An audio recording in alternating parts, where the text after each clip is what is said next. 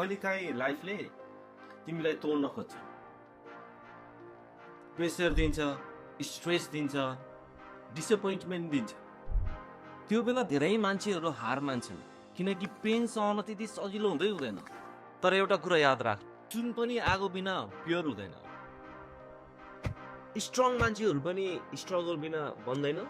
तिमी अहिले जुन पेन फिल गरिरहेको छौ, सायद त्यही पेनले फ्युचरको स्ट्रङ्गर भर्जन बनाइरहेको छ। त्यसैले कम्प्लेन कम गर, गर्दै नगर मान्छे मन।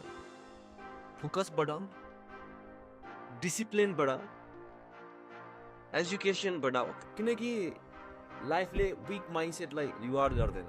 एक दिन तिमी पछाडि फर्केर हेर्नेछौ र रियलाइज गर्नेछौ त्यो हार्ड फेज नै मेरो टर्निङ पोइन्ट थियो। पेन टेम्पररी हुन्छ, तर क्विटिङको रिग्रेट धेरै लामो समयमा हुन्छ। त्यही भएर don't quit, keep focus, keep going and keep growing.